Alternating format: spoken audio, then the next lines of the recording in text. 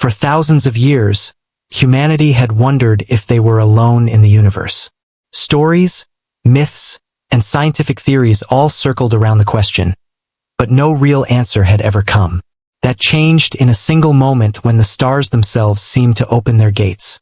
The day of first contact was not something humanity could have ever fully prepared for. It began quietly, almost silently, when powerful signals, unlike anything recorded before, were detected from deep space.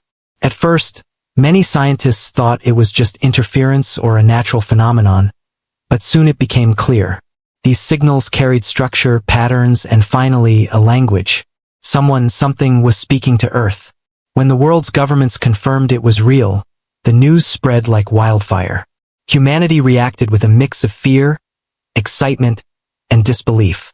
Some people celebrated, others panicked, and many could not accept that aliens truly existed. But when a ship finally appeared just beyond the orbit of the moon, doubt was erased.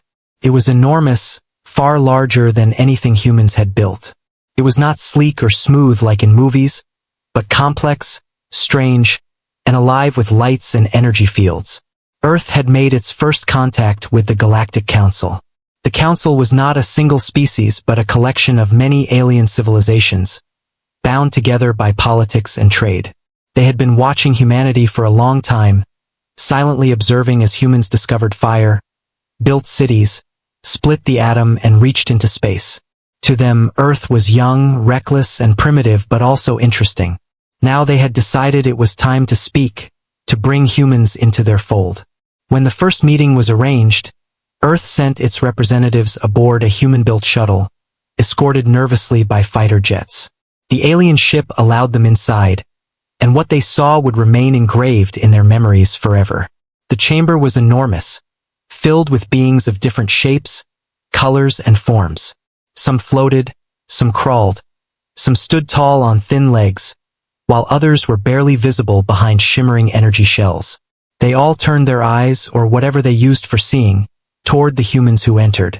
It was overwhelming, like stepping into the heart of a myth. At first, the council spoke with polite formality. They explained who they were. An ancient alliance, existing long before humanity had learned to farm. They claimed to maintain peace across the galaxy, guiding younger species toward civilized paths. To many humans, their words sounded almost like kindness. But underneath the polite tone, there was something else, an arrogance, as though they already considered humans to be beneath them. When human leaders introduced themselves proudly, speaking of Earth's progress, of survival through wars, hardships, and innovation, the council listened with an almost amused patience. To them, humans were still children, barely stepping into the stars. Some alien delegates whispered among themselves, their voices carrying condescension. Others laughed openly, strange sounds echoing through the chamber. It was clear they did not take Earth seriously. But the strangest part of the meeting was when humanity's leaders spoke of independence. They made it clear they were willing to learn and even to cooperate, but they would not kneel, and they would not allow themselves to be ruled. At those words, the chamber rippled with alien laughter. To the council, the idea that a species so young and so weak could claim equality was ridiculous. They had seen dozens of worlds rise and fall, and in their minds, humans would be no different. The laughter cut deep. Humanity had always struggled with pride, with the desire to prove itself, and here, before the entire galaxy, they were mocked. But the representatives remained calm, their faces still. They understood something the aliens did not. Humans were not strangers to being underestimated. For centuries, stronger empires had looked down on weaker ones. For centuries, those called backward had risen to challenge those who mocked them. History on Earth was filled with such stories, and humanity carried that history in its blood. The council ended the first meeting with a kind of half-invitation, half-order. They offered humanity a place among them, but only as a lesser voice, a minor participant. They warned that if Earth resisted, it would be isolated, and isolation in the galaxy was often fatal. Their words carried a subtle threat. Join us under our terms, or be crushed by the weight of powers far beyond you. When the humans left that alien chamber, Their hearts were heavy but also burning with determination. They had seen the galaxy's great alliance, and they had heard its laughter. But they had also noticed something else, something the Council did not intend to reveal. Behind all the confidence and mockery, there was fear. The Council feared change, feared chaos, feared that one day, a species unlike the rest might disrupt their carefully balanced order. And perhaps, deep down, they already suspected that humanity could be that species. Back on Earth, when the representatives reported everything, the world was shaken. Many citizens were inspired. Proof of other life meant humanity was not alone. But others were angry. To be treated as inferior, to be mocked before the stars, was not something they would forgive easily. Leaders debated fiercely.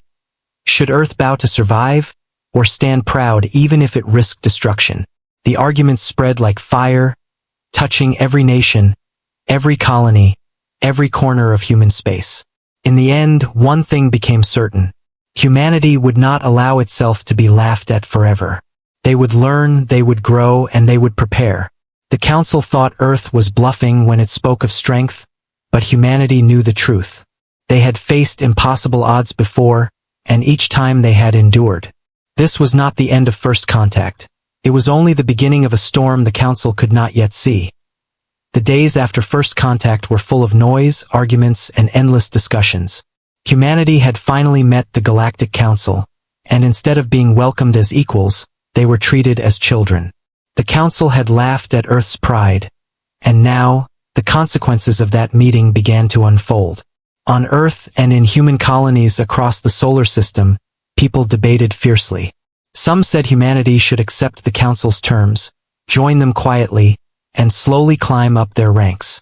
Others argued that bowing down at the start would mark humanity as weak forever, and once labeled weak, they would never be respected. When the Galactic Council sent their next set of demands, the dispute officially began. They declared that humanity must disarm most of its fleets, leaving only a small security force for local defense. They wanted humans to rely on the Council's so-called peacekeeping navy. In simple words, it meant humans would no longer have control over their own protection. To Earth's leaders, this was unacceptable. Humanity's history was filled with lessons about giving away power. Any nation that had surrendered its defenses had eventually fallen under someone else's rule. The same mistake would not be repeated on a galactic scale. The human representatives politely refused, explaining that Earth had fought too hard for its independence to give it up now. They made it clear that humanity wished for peace, not war, but peace did not mean obedience. This answer shocked the Council. Most younger species had been eager to join, thankful to be under the Council's guidance. But humans were stubborn, unwilling to kneel. Soon, the Council called for another meeting. This time, the tone was sharper. Representatives from older, more powerful civilizations spoke directly, warning that humanity was endangering the balance of peace. One alien delegate, tall and thin like a walking shadow, leaned forward and declared that humans were reckless, violent, and dangerous. If your species continues this path, the alien hissed, you will not only harm yourselves but also destabilize the entire Council. The humans remained calm, though inside, frustration boiled. They knew the truth. The Council was less afraid of violence and more afraid of competition. Humanity was advancing fast, too fast. In only a few centuries, humans had leapt from the age of horses to the age of rockets, then to space travel. The Council saw the pattern and feared that, if left unchecked, humanity could one day rival them. So, they demanded disarmament not for peace but for control. In private, human leaders debated how far to push back. Some generals argued that Earth should show its strength immediately, to prove it was not to be underestimated. Others warned that revealing too much too soon would only invite attack. The choice was difficult, but one decision became clear. Humanity would not give up its fleets. The Council might see this as defiance, but survival demanded it. The next round of talks turned into open dispute. The Council accused humans of arrogance. They mocked Earth's warships, calling them outdated toys compared to galactic technology. Some delegates even laughed, reminding everyone that humans had only recently learned to travel between planets. To them, the idea of humans resisting was laughable. Yet every insult only hardened humanity's resolve. At one point, a human representative rose to speak, his voice steady and cold. He reminded the Council of Earth's past, of how humans had survived against famine, plagues, world wars, and even the vacuum of space. He said, "Do not mistake our patience for weakness. We are not children asking for permission. We are a people who endured, and we will endure again." His words silenced the chamber for a moment. Some aliens sneered, but others shifted uncomfortably, sensing the truth behind his confidence. But the council was not ready to yield. They voted to place restrictions on Earth, declaring that any new warships built by humans must be inspected and approved. They threatened trade blockades if humanity disobeyed. To them, it was a warning shot, a way to force Earth into line without starting a war. To humanity, it was an insult too far. The dispute quickly spread beyond the council chambers. News networks across the galaxy reported the arguments. Some alien citizens found themselves fascinated by humans, admiring their boldness. Others scoffed, predicting humanity's destruction within a decade. On Earth, the people were divided but united in pride. Even those who feared the council agreed that surrendering would mean humiliation. Better to stand and risk defeat than to bow and be slaves. Tension grew day by day. Council patrols began appearing near human colonies, their ships hovering like predators watching prey. Trade vessels carrying supplies to Earth were delayed or blocked. Some colonies even reported being harassed by alien fleets.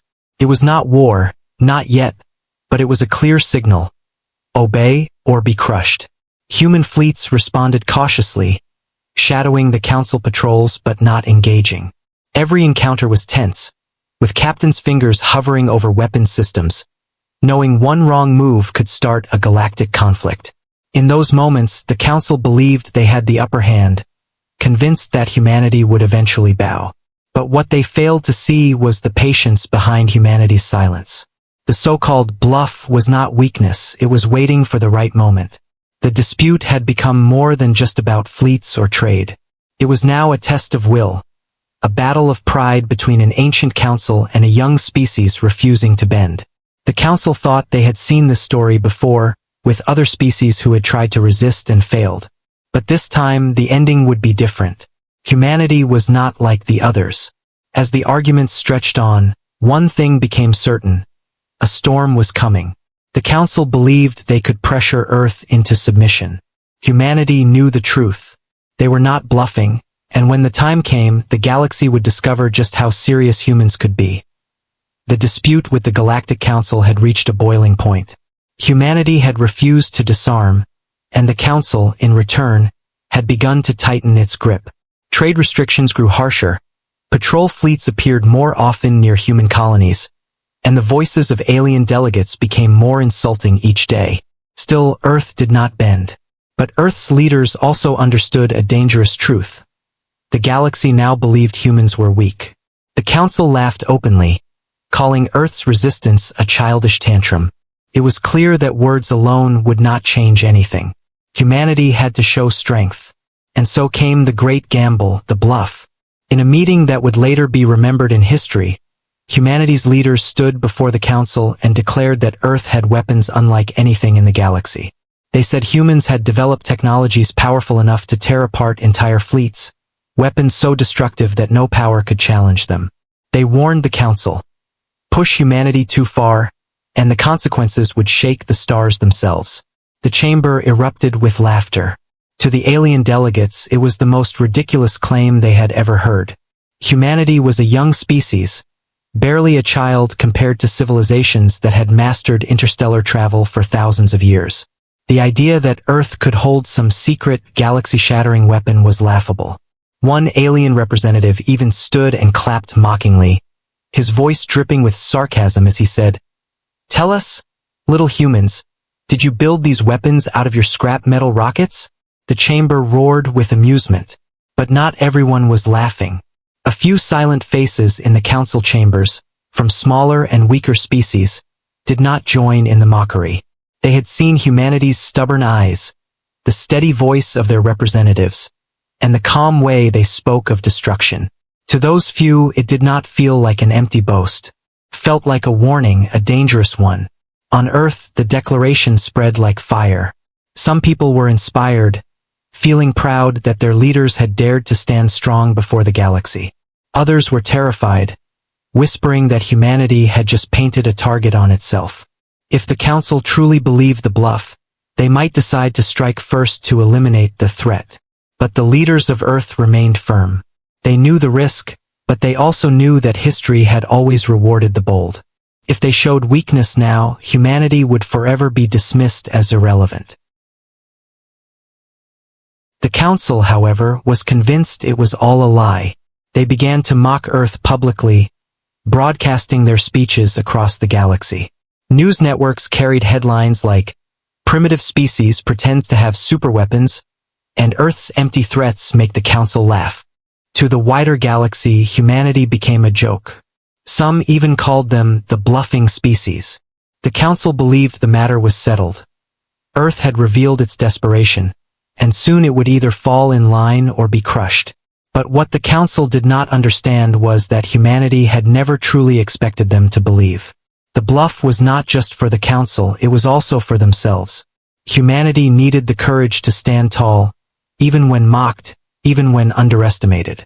By speaking of hidden strength, they reminded themselves and the galaxy that humans would not go quietly into the shadows. Behind closed doors, however, human leaders knew they were walking a razor's edge. At that time, Earth's fleets were strong but not unbeatable. Their weapons, though innovative, were still behind the Council's most advanced technologies. If the Council decided to attack with its full force, humanity might not survive. The bluff was a shield, a desperate attempt to buy time to build, to prepare, to innovate in secret. Some military commanders worried. They feared that the bluff would provoke the Council instead of scaring it. But others argued that it was necessary. "If they think we are harmless," one general said, "they will crush us. If they think we are dangerous, they might hesitate. Even hesitation is enough for us to grow stronger." The gamble was dangerous, but humanity had faced danger before. As weeks passed, the tension only grew. Council patrols pushed deeper into human space, testing the boundaries. Human fleets shadowed them, neither side firing the first shot, but every encounter was one spark away from war. Every time the Council demanded disarmament, Earth repeated its warning, "We will not bow, and we are not weak." And every time the Council scoffed. To the outside galaxy, it seemed like a game of words. To humanity, it was survival. The bluff had been spoken, and now all of Earth stood behind it. The people whispered about the secret weapons, some believing, some doubting, but all hoping that their leaders were not lying. What made the bluff so powerful was not just the claim of weapons, but the way humans carried themselves afterward. They acted as if they had nothing to fear, as if every insult and every blockade was meaningless. They stood tall, their eyes unshaken, even as the galaxy laughed. That quiet confidence began to spread unease. The more the Council mocked, the more some began to wonder. What if the humans were not lying? What if behind their silence, they truly held something terrible and powerful? The Council, however, could not admit such a thought. To them, humanity's words were still a bluff, an empty threat from a species too young to know its place. They saw no danger, only noise. And so, they continued their pressure, tightening their grip, convinced that the humans would eventually break. But the truth was that the bluff was never empty. Humanity was preparing in the shadows. While the Council laughed, engineers built in secret. While fleets patrolled, hidden technologies were being tested. While alien delegates mocked Earth as children, the children were sharpening their teeth. The bluff had given them time, and time was all humanity needed. And so, the galaxy laughed, never realizing that the joke would soon be on them. The bluff was not weakness. It was a warning the Council had ignored, a warning that would one day tear their peace apart. After humanity declared their so-called superweapons, the Galactic Council laughed louder than ever. They believed Earth was bluffing, a desperate child shouting threats it could never carry out. But mocking alone was not enough for them. They wanted to prove their power, to remind humanity of its place in the galaxy. That was when the true escalation began. The Council first targeted Earth's economy. Trade ships carrying resources to human colonies were stopped and searched. Cargo was delayed, sometimes confiscated, under the excuse of security checks. Food shipments meant for outposts on Mars arrived late, leaving families hungry. Medical supplies bound for Luna were redirected to Council stations instead. It was not an open war, but it was a slow, deliberate squeeze. The message was clear. Without the Council's approval, humanity would suffer. At first, Earth tried to respond peacefully. Human representatives protested at every Council meeting, demanding fair treatment. They pointed out that the Council claimed to value peace, yet their actions were nothing but aggression in disguise. The aliens dismissed the complaints, smirking and waving them off. One delegate even laughed and said, "If your great weapons exist, why not use them now?" The chamber erupted in amusement once again. But humanity did not bite. They held back. They continued to insist they wanted peace, though their patience was growing thinner every day. Earth's leaders knew they could not reveal their hidden projects too soon. If they showed everything now, the Council would attack with overwhelming force before the weapons were ready. Restraint became their shield. The Council mistook this restraint for weakness. Encouraged, they escalated further. Patrol fleets entered human-controlled space, flying boldly near colonies and orbiting stations. At first, they claimed it was for safety inspections. But the truth was intimidation. Council warships dwarfed human vessels in size and numbers, and they made sure to remind humans of that difference. On one occasion, a Council cruiser flew directly into the orbit of a human mining colony near the asteroid belt. The alien commander demanded entry into the colony's storage vaults, claiming to search for illegal weapons. When the miners refused, the cruiser powered its weapons and threatened to fire. For tense minutes, the entire colony held its breath. Then, a small human defense ship arrived, clearly outmatched but standing firm. Its captain transmitted a single message. "If you fire, you'll have to destroy us first." The Council ship hesitated, then left. But the point had been made, the harassment would continue. News of these incidents spread quickly. On Earth and its colonies, anger grew. People saw their families starve, their workers threatened, their children living under fear. They began to pressure their leaders, demanding action. "If the Council mocks us," they said, "then let them see the truth. Let us show them our strength." But the leaders held their ground, waiting for the right moment. Every insult, every blockade, every patrol was adding fuel to the fire that was building inside humanity's heart. Meanwhile, in secret, human fleets drilled harder than ever before. New ships were being built in hidden shipyards, far from Council eyes. Engineers worked without rest, creating weapons that even the most advanced alien fleets had never seen. Scientists tested technologies once thought impossible, pushing human innovation to its limits. Soldiers trained with grim determination, knowing that sooner or later, the Council would cross a line that could not be ignored. The Council, blind in their arrogance, continued their games. They believed they had humanity cornered, that each new sanction or patrol was breaking Earth's spirit. They failed to see the opposite happening. With every act of pressure, humans grew angrier, prouder, and more united. Old rivalries between nations began to fade as everyone realized they were now part of one struggle. For the first time in history, Earth stood as one. But then came the incident that changed everything. A Council fleet, larger than any sent before, crossed deep into human territory.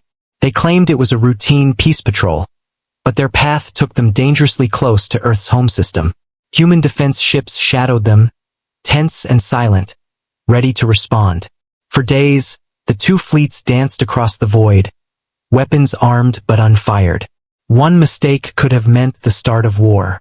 During that time, the Council believed they were proving dominance. They thought humanity's refusal to shoot was proof of cowardice. What they did not know was that humanity was watching, calculating, learning every weakness in their ships, every flaw in their formations. The bluff still held, but behind it, preparation was reaching its peak. Back on Earth, ordinary people no longer feared the Council's laughter.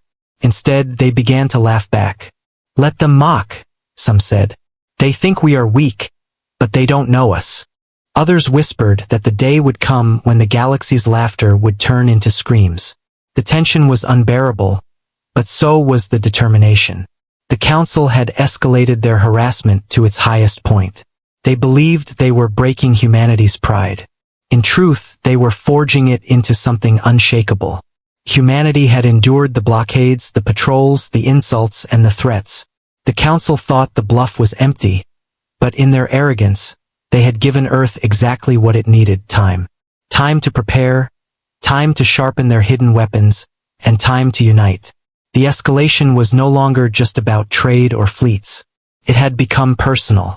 Humanity was done being treated as children. Every act of pressure was being written into memory, carved into the human spirit like scars. And scars do not make a species weaker. They make it stronger. The galaxy could not yet see it, but the storm was almost here. The Council had pushed and pushed, believing nothing would come of it. But soon, they would learn the truth of humanity's bluff. And when that day came, the stars themselves would burn with the fury of a species that refused to bow.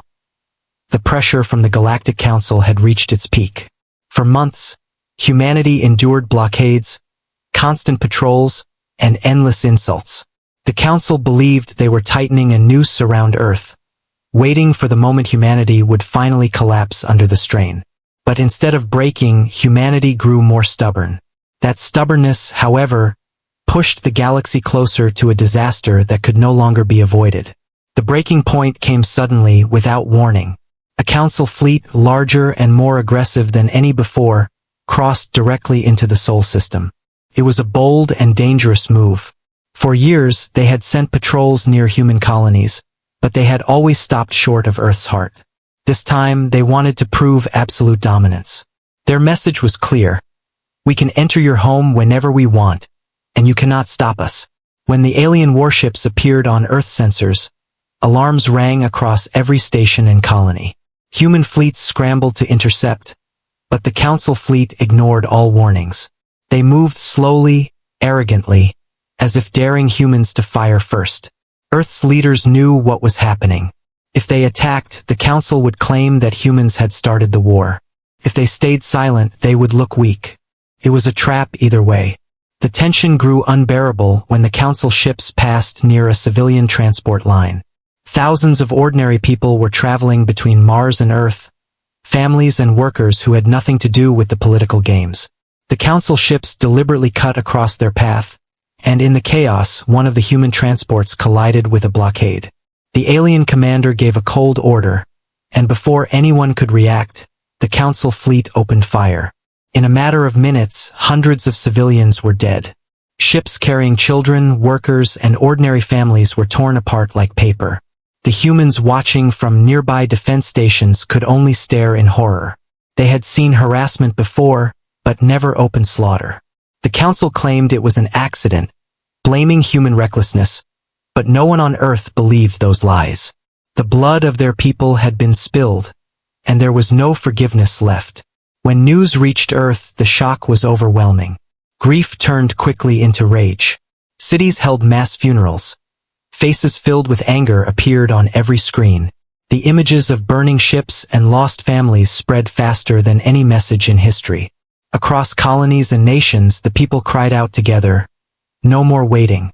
No more silence." Earth's leaders could no longer hold back. They had endured insults, blockades, and patrols, but the death of civilians crossed the final line. It was no longer about pride or politics. It was about survival, about justice, about showing the galaxy that humanity would never again be treated as prey. Behind closed doors, the decision was made. The bluff would end. Humanity would reveal a glimpse of the strength it had been preparing in secret. Commanders, engineers, and scientists who had worked in the shadows for years finally received their orders. The weapons no one believed existed were to be readied. The fleets no one had seen were to be deployed. But even in this moment, there was fear. Generals warned that once the first strike happened, there would be no turning back. Diplomats whispered that perhaps Earth should still seek peace, even after the tragedy. But their voices were drowned out by the roar of the people. For every citizen who had lost a child, a parent, or a friend, there could be no more negotiations. The galaxy had laughed long enough. Now it would listen. As fleets gathered, humanity prepared for what was to come. Soldiers stood at attention with grim faces, not cheering, not smiling, but steady. They knew the risks. The Council's military power was vast, greater than anything Earth had faced before. But for the first time, humanity was united. Nations that once fought bitterly against each other now stood shoulder to shoulder. Colonies that once dreamed of independence now pledged loyalty to Earth's cause. Humanity was one people, driven by loss and fueled by rage. The Council, in their arrogance, did not see what was coming. To them, the killing of civilians was just another lesson, another punishment for disobedience. They believed humanity would grieve, complain, and then finally bow. They did not understand that grief in the human heart often grows into fire, and that fire was about to consume everything in its path. The breaking point was not just the death of those civilians. It was the realization that the Council would never stop. If humanity surrendered now, it would not save them. It would only ensure their chains. The Council's laughter, their arrogance, their threats, none of it mattered anymore. Humanity had nothing left to lose. That night, as leaders addressed their people, their voices carried across Earth and the colonies with a power never heard before. They did not speak of fear. They did not speak of surrender. They spoke of defiance. One leader's words became etched in history. They thought we were weak. They thought we would kneel. But they have taken from us what cannot be returned. Now we rise not as victims, but as warriors. Across the galaxy, spies and informants carried whispers back to the Council. They reported that humanity was preparing for war. The Council dismissed the reports, laughing again. Let them rage, one alien delegate sneered. What can they possibly do to us? But deep in the hidden shipyards of the asteroid belt, the answer was already being built. Deep in the laboratories beneath Earth's mountains, the answer was already waiting. Humanity had reached its breaking point, and when they struck, the galaxy would remember forever. The Council thought they had won, that the humans would finally kneel after this tragedy. Instead, they had awakened something far more dangerous. The Bluff was about to become real, and the peace they had mocked and protected for centuries was about to shatter into pieces. The galaxy had mocked humanity for too long. They had called their warnings a bluff, laughed at their pride, and finally crossed a line when they killed innocent civilians. What the Galactic Council did not know was that the patience of humanity had finally ended. The time for silence was over. The time for unveiling had come. In secret shipyards hidden deep within the asteroid belt and far out in the icy reaches of the solar system, humanity had been building weapons unlike anything the Council expected. For years, engineers and scientists had worked under the cover of secrecy, preparing for the day when words would no longer be enough. They had studied every scrap of alien technology they could capture, tested theories that other species considered impossible, and pushed human imagination to its limit. Now, those hidden projects were ready to awaken. When the Council fleet returned to patrol near Mars, expecting another easy show of power, they did not find the frightened, hesitant humans they were used to. Instead, they were greeted by ships they had never seen before. Out of the darkness of space, massive human warships emerged, sleek, angular, bristling with weapons that glowed with a strange new energy. Unlike the older human ships, these were not imitations of alien designs. They were unique, built with human creativity and human stubbornness. The Council commanders scoffed at first. To their eyes, these ships were nothing more than bigger toys. They did not know what those ships could do. The battle began with the Council firing first, confident that their advanced weapons would tear the humans apart. But then, the unveiling truly started. The new human ships answered with weapons the galaxy had never witnessed. Enormous rail cannons, stretching the length of entire vessels, fired projectiles at near-light speed. The kinetic force was so powerful that the first council ship struck was ripped apart instantly. Its shields shattered like glass. Plasma storms erupted from human vessels, sweeping across enemy formations and frying their systems. Swarms of AI-controlled drones burst from hidden bays, moving with such speed and precision that the Council's larger ships could not even target them. Within minutes, the balance of power shifted. Council fleets that had once flown arrogantly into human space were torn apart with terrifying efficiency. Their commanders, who had mocked Earth's warnings, suddenly found themselves begging for reinforcements. But reinforcements would not come fast enough. Humanity's fleets, once underestimated as weak and outdated, were now hunters, and the hunters had become the hunted. The galaxy watched in shock as the report spread. Council ships destroyed. Fleets in retreat. Human technology defying everything they thought possible. News broadcasts that once mocked Earth now carried words of disbelief and fear. Species that had laughed the loudest now fell silent. For the first time in centuries, the Council's aura of invincibility was shattered. But the unveiling was not only about weapons. It was about resolve. Human captains fought with a fire that no Council soldier could match. They did not fight for conquest or for power. They fought for survival, for their families, for the civilians who had been slaughtered. Every missile they launched carried the weight of grief turned into fury. Every rail shot was a voice saying, "We are not weak. We are not your slaves." The Council scrambled to understand what had happened. How had a young species, barely a child among the stars, created weapons that rivaled their own? The answer was simple but frightening. Humans had dared to think differently.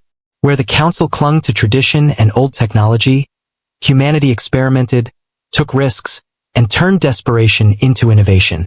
What others said was impossible, humans had made real. The unveiling continued across different battlefields. Near Jupiter's moons, another Council fleet tried to corner a human colony. But before they could strike, hidden human stations uncloaked and unleashed waves of drone swarms armed with miniature rail cannons. The alien ships were shredded before they even realized what was happening. Near Saturn, human stealth ships, invisible to Council scanners, slipped through their lines and disabled their flagships with precision strikes. Every new encounter revealed another secret weapon, another surprise. Humanity had been underestimated, and now the galaxy was paying the price. On Earth, the news was received with a mix of relief and fierce pride. Families who had wept for their lost loved ones now stood tall, knowing their deaths had not been in vain. Children watched the reports and whispered, "We are strong." For the first time, humanity was not looking up at the galaxy in fear. The galaxy was looking back at them in a in the Council chambers. Panic spread. Delegates who once laughed at humanity now argued furiously among themselves. Some demanded immediate negotiations, others called for full-scale war. But even as they shouted, a dark truth settled in. The peace they had enjoyed for centuries was broken, and it was humanity who had broken it. The unveiling was more than just a military display, it was a declaration. The age of humans as children of the stars was over. They were now a force to be reckoned with, a species that had taken its scars and turned them into weapons. No one could laugh at Earth again without remembering the fleets that vanished in fire. And yet, humanity knew this was only the beginning. The Council would not surrender easily. More fleets would come, more battles would be fought. But the galaxy could never again say that humanity was bluffing. The bluff had transformed into reality, and reality was more terrifying than anyone had imagined.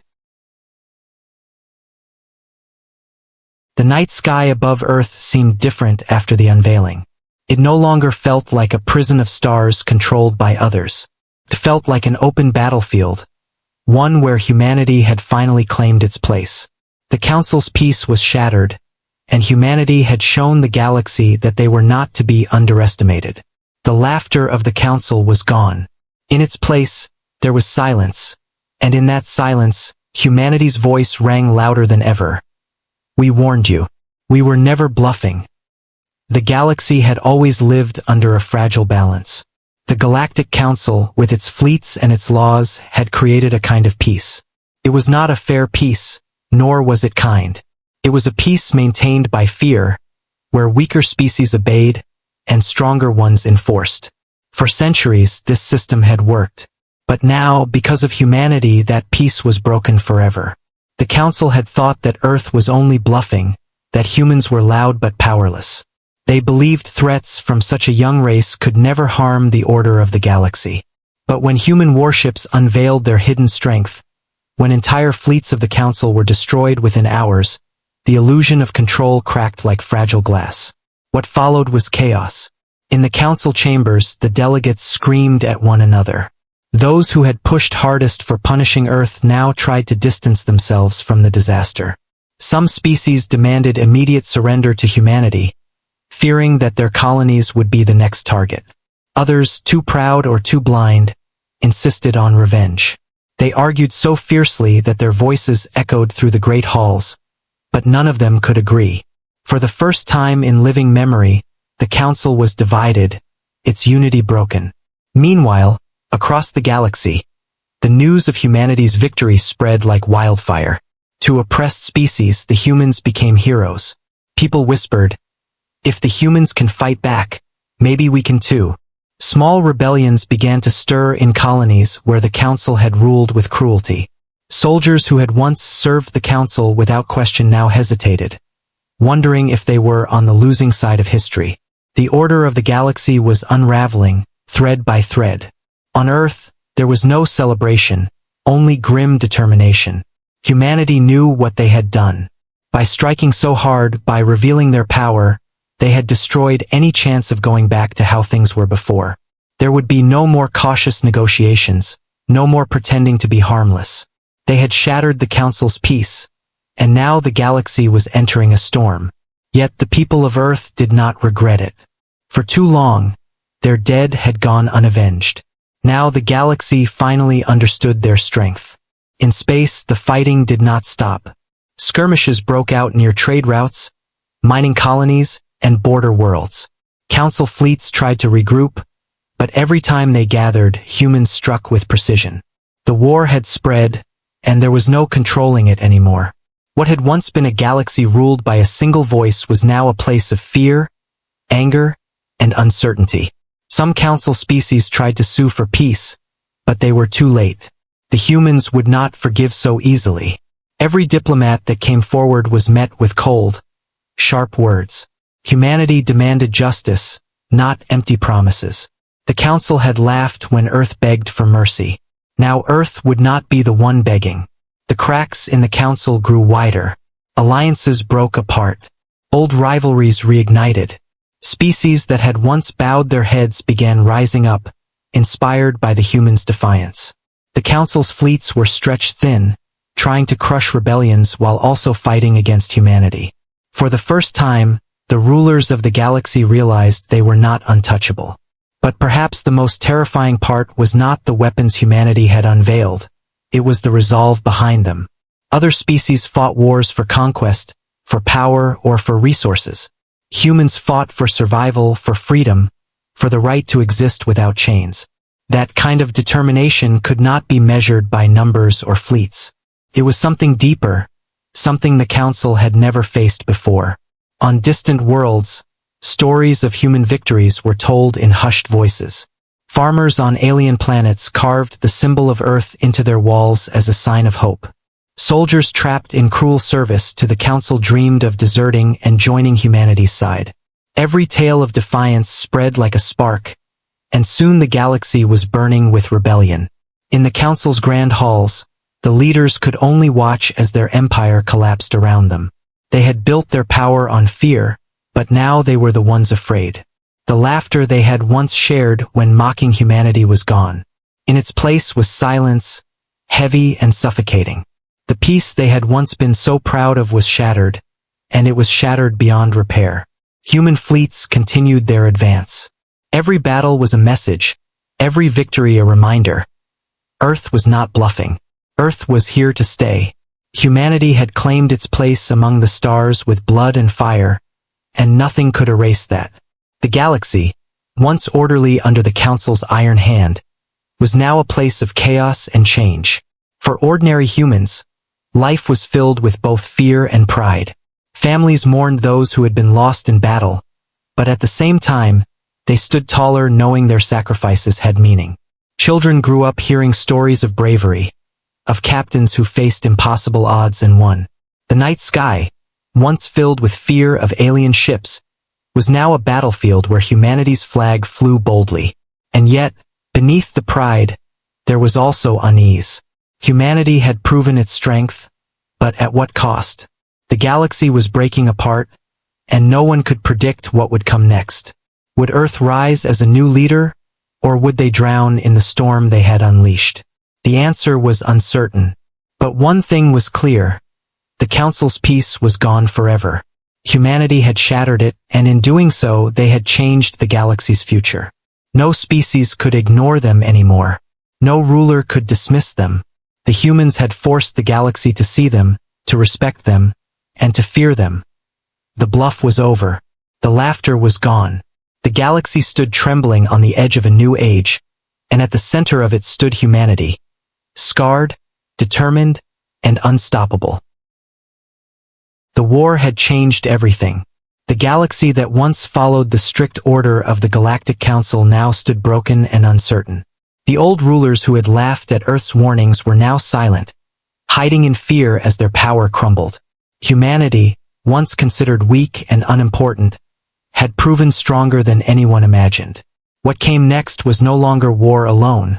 It was the beginning of something new. On Earth, the mood was different from the rest of the galaxy. Cities still bore scars of the first attacks, families still mourned their dead, but the people walked with pride. They had defended their home against impossible odds. They had stood against the might of the Council and won. For the first time, humans looked to the stars not with fear, but with determination. The sky was no longer a ceiling. It was a road. Across the galaxy, the fall of the Council brought both chaos and opportunity. Worlds that had lived under oppression for centuries now raised their own banners of freedom. Species once too afraid to speak out now demanded their voices be heard. Small alliances began to form, many of them reaching out to humanity not as enemies, but as partners. They wanted to learn how Earth had fought, how Earth had stood unbroken. To them, humans were not just survivors, they were symbols of hope. But hope was not enough to build a future. Humanity understood this better than anyone. The destruction of the Council had left a dangerous vacuum.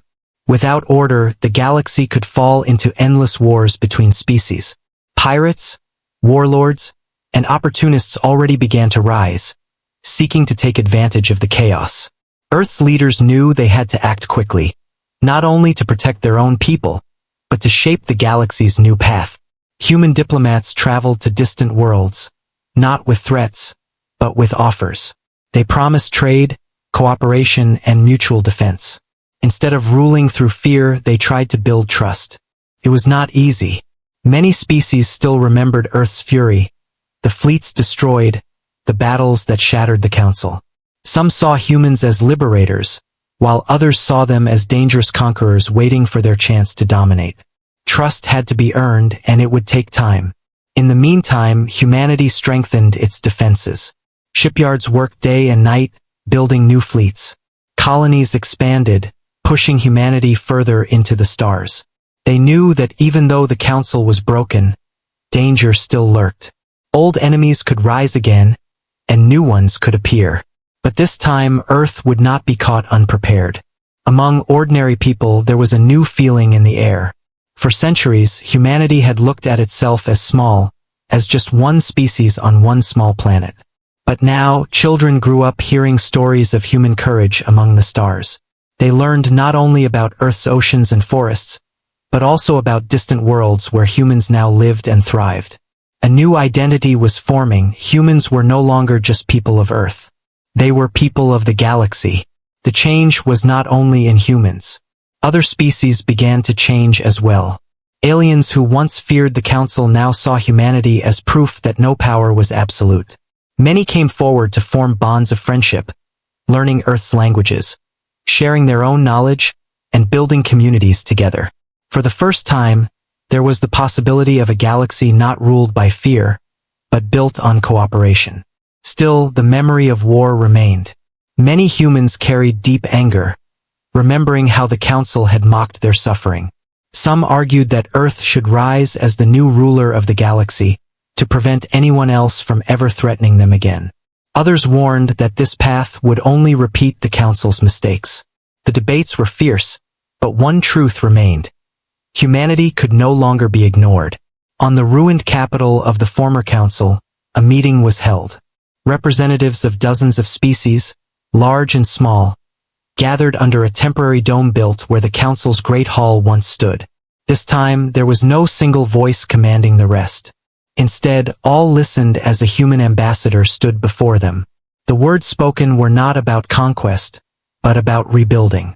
The ambassador promised that Earth would not seek to dominate, but it would never again allow its people, or any people who wished for freedom, to be silenced. The room fell silent, not from fear, but from respect. That day marked the beginning of what many would later call the New Dawn.